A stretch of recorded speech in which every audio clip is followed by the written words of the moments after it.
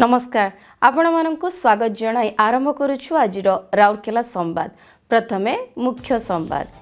Cell द्वारा 2025-26 आर्थिक वर्षर प्रथम 9 मासर आर्थिक फलाफल घोषणा।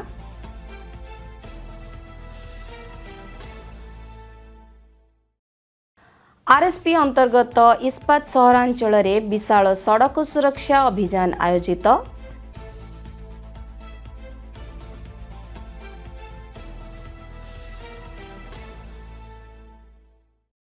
एवं आरएसपी द्वारा स्वच्छ एवं सबुज राउरकेला कार्यधारा रे सामिल स्वच्छासेवी दल को स्वच्छता स्वाभिमान पुरस्कार प्रदान।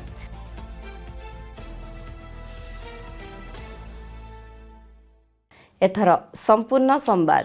महारत्न इस्पात निर्माता कंपनी भारतीय इस्पात प्राधिकरण लिमिटेड सेल डिसेम्बर 31 तारिख रे शेष होइथिबा 2025-26 आर्थिक वर्षर प्रथम 9 मास पई एहार आर्थिक फलाफल घोषणा करिछि, जहा एहार स्थिर कार्यक्षम दक्षता एवं उन्नत लाभदायकता प्रदर्शन करिछि।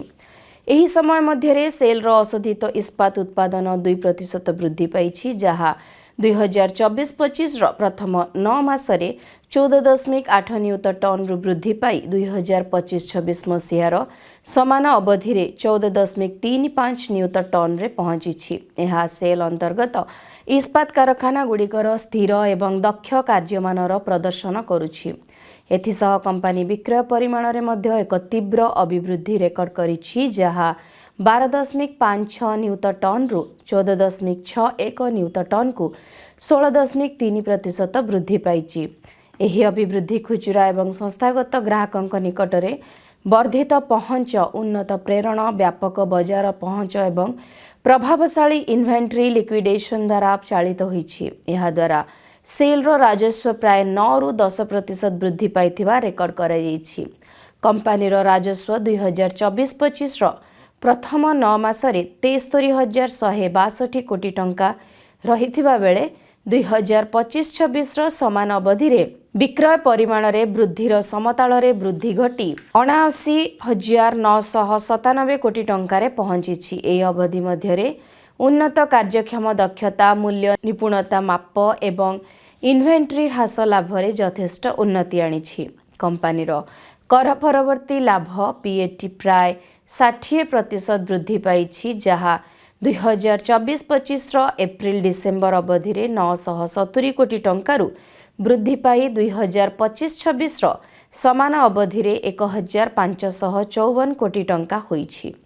शुद्ध टिकस मूल्य ह्रास एवं परिशोधन पूर्वरु आय EBITDA मध्य एही अवधि रे 8,384 कोटी टंका को उन्नत होइछि, जहा पूर्व वर्षर समान अवधि रे 7,983 कोटी टंका थिला।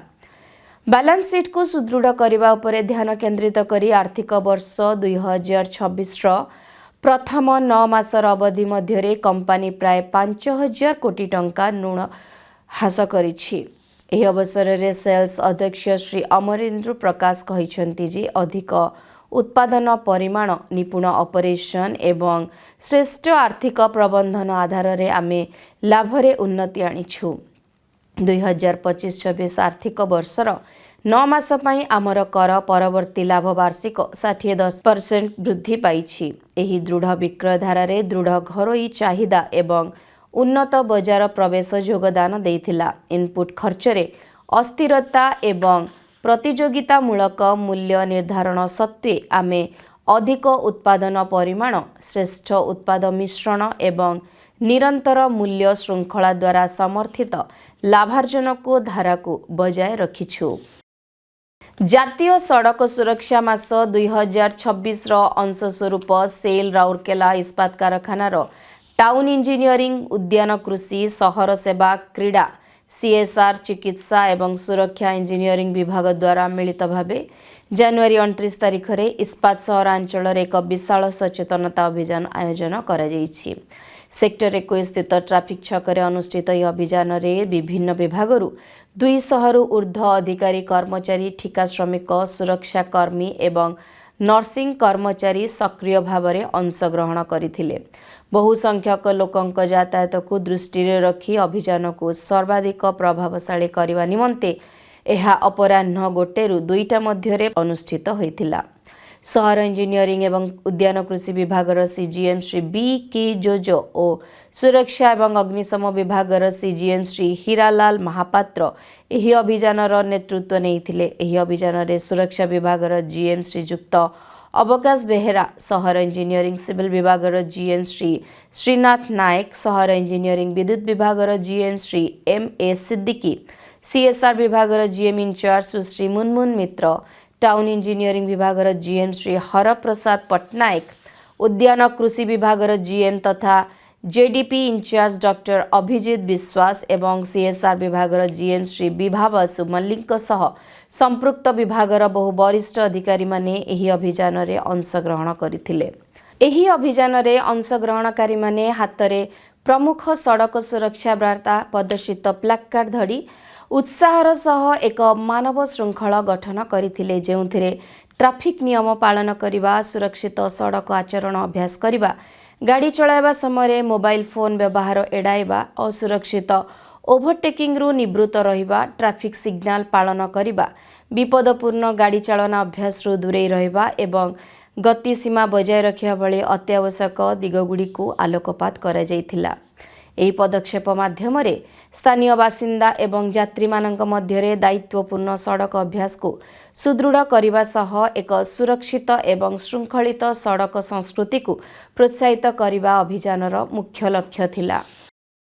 सेल राउरकेला इस्पात कारखाना द्वारा चलित 2025-26 आर्थिक वर्षर प्रथम एवं द्वितीय त्रयमास निमंते स्वच्छता स्वाभिमान पुरस्कार समारोह जनवरी 30 तारिख दिन राउरकेला क्लब ठारे अनुष्ठित हो जाइछि। एही अवसर रे मानव संबल विभागर सीजीएम श्री मानस रंजन रथ मुख्य अतिथि भाव जोगदे पुरस्कार प्रदान करथिबा बेले सहर इंजीनियरिंग उद्यान कृषि विभागर सीजीएम श्री बी के जोजो और सहर सेवा और सीएसआर विभागर सीजीएम टीजी कानेकर सम्मानित अतिथि भावे जोग देइथिले। उक्त कार्यक्रम रे कारखानार बहु वरिष्ठ अधिकारी माने मध्य उपस्थित थिले।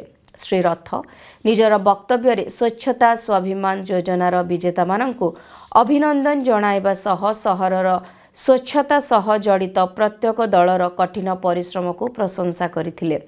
स्वच्छता को जीवनर विभिन्न दृष्टिकोणरू अत्यावश्यक बोली उल्लेख करी श्री रथ सहर को स्वच्छ सबुज एवं सुस्थ रखिबा पई समस्तंको अभियान रे जोग देबाको परामर्श देइथिले।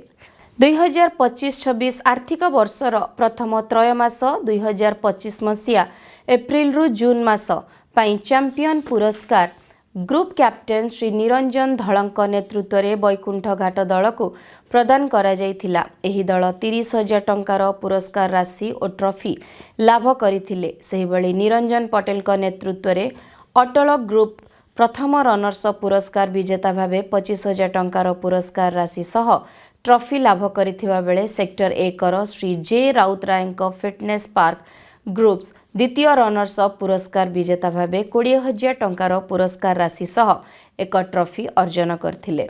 सेहीपरि द्वितीय त्रयमास 2025 मसिया जुलाई रु सेप्टेम्बर मास रपाई चैंपियन पुरस्कार श्री केदार परिडाଙ୍କ नेतृत्व रे सेक्टर 9 स्वच्छता दल को प्रदान करा जायथिला। एही दल 30,000 टंकार पुरस्कार राशि और ट्रॉफी लाभ करथिले। प्रथम रनर्स भावे श्री चंद्रभानु मुंडाଙ୍କ नेतृत्व रे sector 7 SC ST federation fitness park groups 25,000 टंका जीतिथिला बेले द्वितीय रनर्स भावे श्री पी के त्रिपाठीଙ୍କ नेतृत्व रे सेक्टर 6 फिटनेस पार्क ग्रुप 20,000 टंका अर्जन करथिले।